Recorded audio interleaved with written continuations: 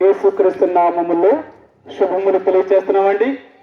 ఈ యొక్క మధ్యాహ్న కాల సమయంలో మీకు ఒక శుభవర్తమానాన్ని తీసుకొచ్చినాం. మా చేతిలో ఉన్న ఈ పరిశుద్ధమైన బైబిల్ గ్రంథము ఈనాడు 2500 భాషలకు పైగా తర్జుమా చేయబడిందండి. ఈ బైబిల్ గ్రంథంలో ఉన్న ప్రతి మాట కూడా దేవుని మాటలు. అందుకని ఈ పరిశుద్ధమైన బైబిల్ గ్రంథంలో ఉన్న మాటలు జరిగిపోయిన విషయాల్ని, జరుగుతున్న విషయాల్ని, జరగబోయే విషయాల్ని కూడా ఈ బైబిల్ గ్రంథంలో దేవుడు రాయించినాడు. ఈనాడు ఈ చరిత్రకు ఆధారం ఏంటి అంటే బైబిల్ గ్రంథం అండి. ఏదైనా సరే ఈ బైబిల్ గ్రంథంలో ఉన్న విషయాలన్నీ కూడా నెరవేరుతున్నాయండి. ఎందుకంటే ఇవి మనిషి రాసిన మాటలు కాదు కాబట్టి. ప్రియుడా, ఈ ఉదయకాల సమయంలో బైబిల్ గ్రంథంలో ఇలాగ ఒక మాట రాయబడింది. మీ అందరికీ తెలుసు కదా, నేడు క్రైస్తవులుగా ఉన్న వారందరూ కూడా ఈనాడు సంతోషముగా పండుగను చేసుకుంటున్నారు. యేసు ప్రభు యొక్క జన్మదినము అని మత్తయి సువార్త 1వ అధ్యాయము 21వ వచనంలో ఇలాగ చెప్పబడిందండి. ఆమె ఒక కుమారుణ్ణి కనును, తన ప్రజలను వారి పాపముల నుండి ఆయనే రక్షించిన గనుక ఆయనకి యేసు అని పేరు పెట్టును. అంటే యేసు ప్రభువారు 2024 సంవత్సరాల క్రితము ఈ లోకానికి ఆయన వచ్చారు. ఎందుకు వచ్చారు? ఎవరి కోసం వచ్చారు? దేని కోసం వచ్చారు? ఆయన ఒక మతాన్ని స్థాపించాలన్నా కాదు. యేసు ప్రభువారిని చాలా మంది అనుకుంటున్నారు ఏంటంటే ఆయన ఒక క్రైస్తవ మత నాయకుడు అని. లేదండి, యేసు ప్రభువారు నిజంగా బైబిల్ గ్రంథం ఏం చెప్పిందో తెలుసా? యేసు ప్రభువారు ఒక మత నాయకుడు కాదు. ఆయన మతాన్ని స్థాపించడానికే రాలేదు. మరి ఆయన ఎందుకు వచ్చాడో తెలుసా? బైబిల్ గ్రంథం చెప్తుంది, యేసు నేనే మార్గమును, సత్యమును, జీవమును అంటున్నాడు ఆయన. యేసు ప్రభువారు చెప్పింది ఏంటో తెలుసా? నేను ఒక మత నాయకుడిని కాదు, ఒక మతాన్ని స్థాపించడానికి రాలేదు. మరి ఎందుకు అంటే నేనే ఒక మార్గాన్ని చూపించిన భూమి మీదకి వచ్చాను. యేసు ప్రభువారు ఎందుకు వచ్చాడంటే ఒక మార్గాన్ని చూపడం కొరకు. బైబిల్ గ్రంథంలో ఇర్మియా గ్రంథము 6వ అధ్యాయము 16వ వచనం అంటుంది, పురాతనమైన మార్గముల గురించి ఆలోచించుడి, మీరు ఆ మార్గమును అడిగి తెలుసుకునండి, అప్పుడు మీ ప్రాణములకు నెమ్మది కలుగుతుంది అంటున్నాడు ఆయన. ప్రియుడా, చాలా మంది యేసు ప్రభువారి గురించి ఏమనుకుంటున్నారు అంటే ఈయన అమెరికా దేవుడండి, ఎక్కడో అమెరికా నుంచి వచ్చాడు ఈయన, అమెరికా వాళ్ళు తీసుకొచ్చారు మన దేశానికి అనుకుంటున్నారు. నిజంగా చదువుకున్న వారిని ఎవరినైనా అడిగితే యేసు ప్రభువారు అమెరికా దేవుడు కాదండి. ఎందుకంటే అమెరికా ప్రపంచాన్ని ఏమీ పరిపాలన చేయలేదు. అర్థమైందా? అమెరికా ప్రపంచాన్ని పరిపాలన చేయలేదు. మరి ఎవరు చేశారో తెలుసా? ఇంగ్లాండ్ పరిపాలన చేసింది.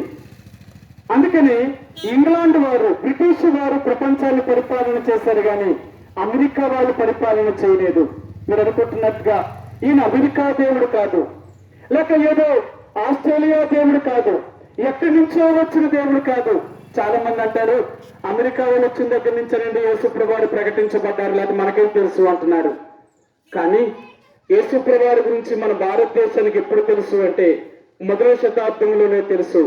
యేసు ప్రభువారు మరణించిన తర్వాత ఆయన శిష్యుడైన తోమ 1వ శతాబ్దంలోనే 75వ శతాబ్దంలోనే ఆయన ఈ భూమి మీదకి వచ్చినాడండి. యేసు ప్రభు చనిపోయిన తర్వాత 75 సంవత్సరముల తర్వాత ఆయన ఇండియాకు వచ్చాడు. మొట్టమొదటిగా ఆ మల్లదారి అనే మరి కేరళ రాష్ట్రానికి చెందిన ఆ స్థలానికి తోమా వచ్చాడు. ఆయన ఇక్కడ సువార్తను ప్రకటించినప్పుడు మొట్టమొదటిగా కేరళలో ఉన్న బ్రాహ్మణ్స్ యేసు ప్రభువారిని అంగీకరించారు. ఆ తర్వాత ఆయన తమిళనాడు వచ్చాడు. తమిళనాడులో తోమాను చంపివేసినట్లుగా ఆయన సమాధిని కూడా అక్కడ కట్టారు. అంటే నేను ఎందుకు చెప్తున్నాను అంటే ఇదంతా యేసు ప్రభువారు ఏదో ఒక దేశానికి సంబంధించిన వాడని, ఒక మతానికి సంబంధించిన వాడని చాలా మంది అనుకుంటున్నారు. కాదండి, ఆయన ఒక మత నాయకుడు కూడా కాదు. మరి ఎందుకు వచ్చాడు ఆయన? నేను చెప్పాను ఇప్పుడు చదివాం కదా, ఆమె ఒక కుమారుని కన్ను, తన ప్రజలను వారి పాపముల నుండి ఆయనే రక్షించిన గనుక ఆయనకి యేసు అని పేరు పెడుతున్నారు. ఆయన నిన్ను నన్ను పాపాత్ములైన మనల్ని రక్షించడం కొరకే ఆ దేవాతి దేవుడైన యేసు ప్రభువారు ఈ భూమి మీదకి వచ్చాడు. అంతే తప్ప ఆయనకు మతాన్ని స్థాపించడానికి రాలేదండి. ప్రియుడా, ఆ దేవాతి దేవుడు ఎందుకు ఈ భూమి మీదకి వచ్చాడు అంటే పాపులను రక్షించడానికి. అందుకనే యేసు ప్రభువారికి పేరు పెట్టబడినప్పుడు ఆయన యేసు క్రీస్తు అన్నారు. అంటే యేసు అనగా రక్షకుడు, క్రీస్తు అనగా అభిషక్తుడు. యేసు అనగా రక్షకుడు. ఈ రక్షకుడు చేసే పని ఏంటో తెలుసా? ఆయన అంటారు, తన ప్రజలను వారి పాపముల నుండి విడిపించగలిగిన వాడు, రక్షించగలిగిన వాడు. ప్రియుడా, ఒకవేళ నీ పాపములకే ఈ లోకములో మరి నిజంగా క్షమాపణ లేకపోతే మనం చేసిన పాపములకు భయంకరమైన ఆ నరకాన్ని, ఆ యమలోకానికి మనం వెళ్ళవలసిన వారము.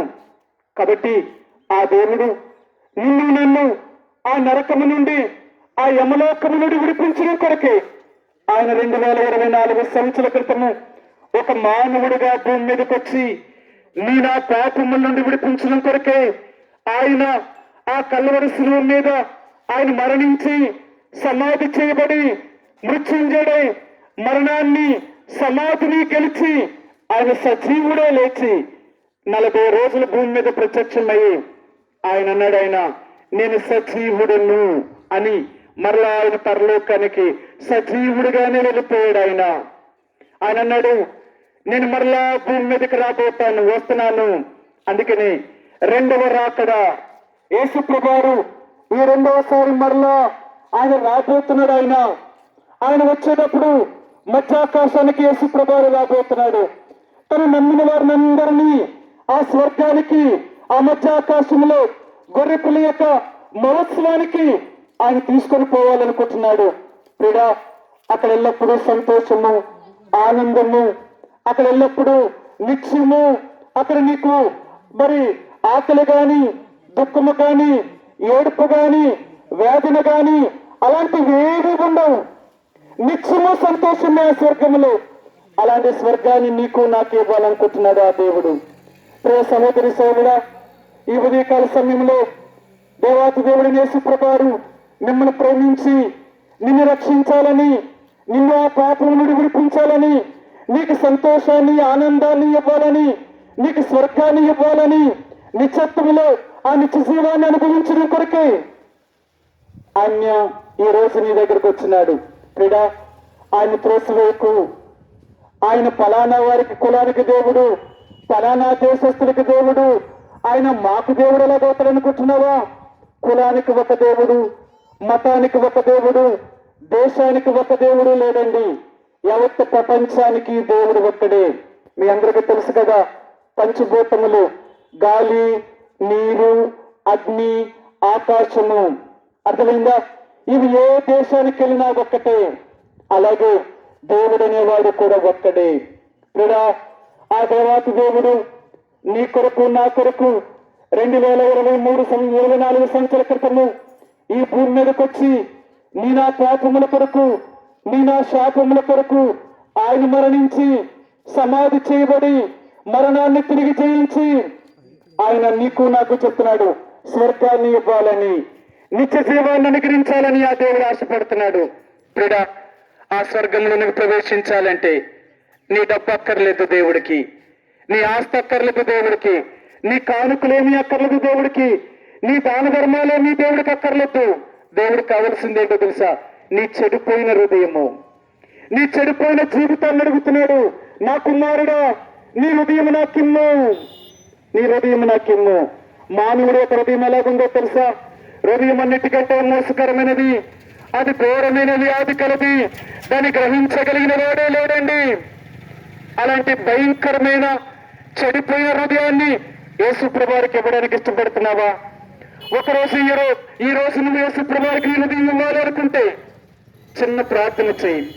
యేసు ప్రభువా, నేను పాపిని, నేను జన్మ పాపిని, కర్మ పాపిని, నన్ను క్షమించు తండ్రి, నీ రక్తంతో కడిగి నన్ను శుద్ధీకరించి నీ బిడ్డగా నన్ను అంగీకరించని ఈ చిన్న ప్రార్థన చేయగలిగితే యేసు ప్రభువారు నీ పాపం నుండి విడిపించి ఆ నిత్య రాజ్యానికి, ఆ స్వర్గానికి ఆయన మార్గం చూపించగలుగుతాడు. ఆయనతో కూడా ఉండడానికి అన్ని తీసుకుని వెళ్తాడు. ఆ రీతిగా యేసు ప్రభువారిని నీ సొంత రక్షకుడిగా అంగీకరించడానికి ప్రయత్నించి మీ కొరకు ప్రార్థన చేసి ముందుకు వెళ్తామండి. మీ కొరకు ప్రార్థన చేసి ముందుకు వెళ్తాం. మా ప్రేమ కలిగిన పరలోకమందున మా తండ్రి, కేడీపేట గ్రామంలో ఉన్న ప్రజలను మీరు ప్రేమించారు తండ్రి. అందుకే మీ వందనాలు. ఈ మధ్యాహ్నకాల సమయంలో వారికి శుభవార్తను అందించడం కొరికే మీరు చేసిన కార్యమును బట్టి వందనాలు ప్రభువా. ఈ గ్రామాన్ని దీవించండి, ఆశీర్వదించండి. ఈ గ్రామంలో ఉన్న ప్రజలందరినీ దేవా మీరు రక్షించండి. వారు చేసే పనిబాట్లలోనూ, వారి వ్యాపారముల్లోనూ, వారి వ్యవసాయముల్లోనూ, వారి పాడి పంటల్లో మీరు ఆశీర్వదించండి, దీవించండి. అన్నిటికంటే ముఖ్యంగా వారి బ్రతుకులను, వారి జీవితాలను మార్చి నేను సొంత రక్షకుడు అంగీకరించి ఇహమందు పరమందు మీ ఆశీర్వాదాన్ని, మీ దీవెనను పొందడానికి దేవా ఏ ప్రజలను సిద్ధపరచండి తండ్రి. మీరు చెప్పారు వీరిలో ఒక్కరైనా నశించిపోరు, నాకు ఇష్టం లేదు అంటున్నారు ప్రభువా. ఈ గ్రామంలో ఉన్న వారిని ఎవరు నరకానికి పోకుండా, ఆయన తండ్రి నశించిపోకుండా నిన్ను దేవుడిగా తెలుసుకునేవారుగా సిద్ధపరచమని మీ చేతులకు అప్పగిస్తూ యేసు ప్రభువారి యొక్క నామములో ప్రార్థించి అడిగి వేడుకుంటున్నాం మా తండ్రి. ఆమేన్.